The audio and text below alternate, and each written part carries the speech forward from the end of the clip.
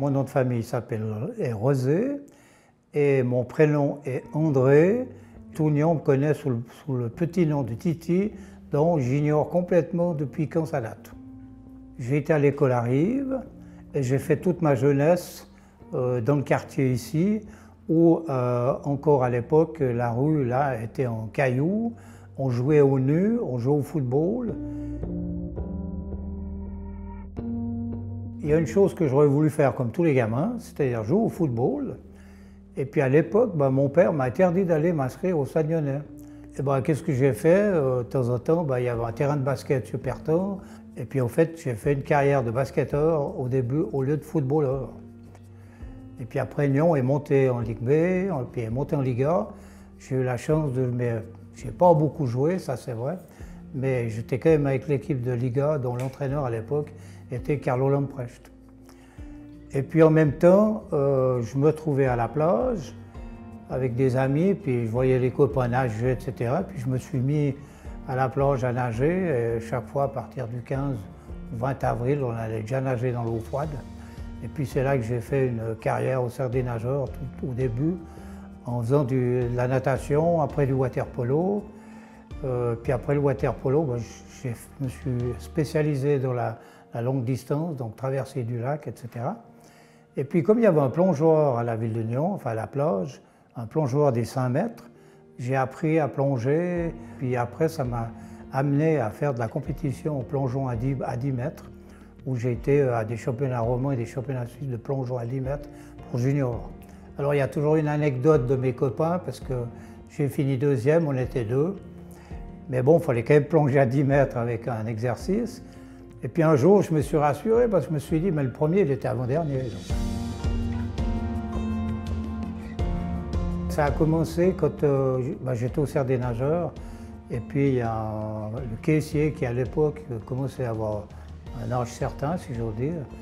Et puis le club cherchait un caissier. Et puis alors j'ai été au comité comme caissier. Et puis après, le président qui avait sauvé les meubles à l'époque du cercle des nageurs, tout d'un coup, il a dit, pratiquement du jour au lendemain, il a arrêté, on ne savait pas quoi faire. Bon, qui c'est qui fait le Winkelried? Puis voilà, c'est moi. Puis depuis là, je pense que les jeunes d'associatifs, j'ai fait 10 ans de présidence. Et puis après d'autres choses, je me suis révélé dans beaucoup d'organisations, etc. quoi. Et puis en 85, donc on a réalisé ce que jamais on aurait osé, c'est-à-dire qu'à l'époque, au championnat suisse de natation, c'était les grands clubs qui organisaient. Et puis nous, on s'est dit, mais avec cette piscine qui est aussi belle que ça, on devrait essayer d'y aller, quoi. Et puis alors, ce qui était grandissime, c'est qu'en fait, à cette époque-là, l'équipe suisse de natation était d'un niveau top.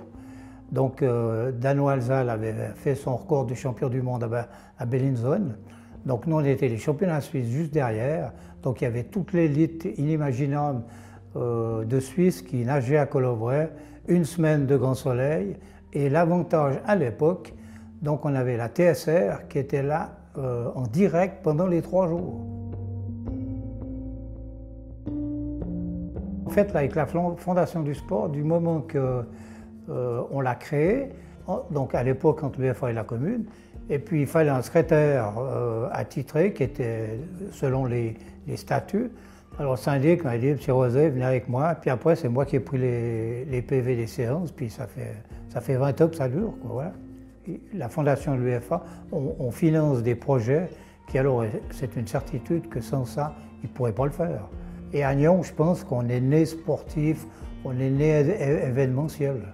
J'y ai passé beaucoup d'heures. L'associatif, c'est large, hein.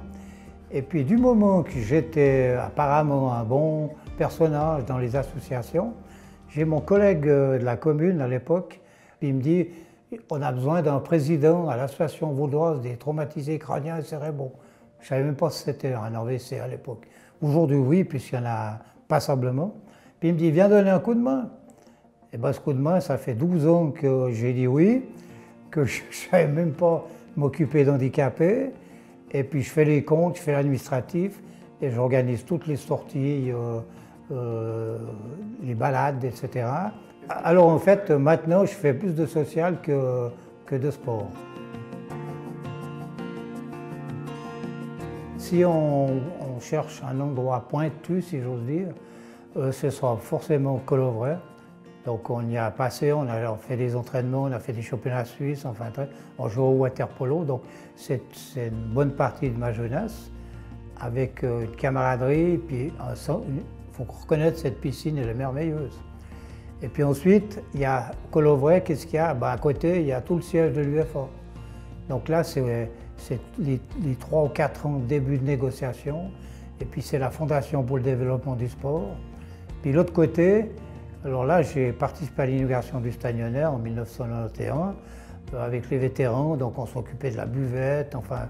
Et puis après, j'ai suivi l'évolution du Stade Lyonnais en étant speaker, etc. Donc c'est un lieu qui est très familier, que j'aime beaucoup aller. Puis souvent, ce que j'aime bien, c'est comme j'habite à la Jardinière, quand il y a un événement sportif, j'y vais à pied. Il est vrai qu'à Nyon, on est gâté. Il y a 3 piscines, maintenant il y a des terrains de foot à profusion.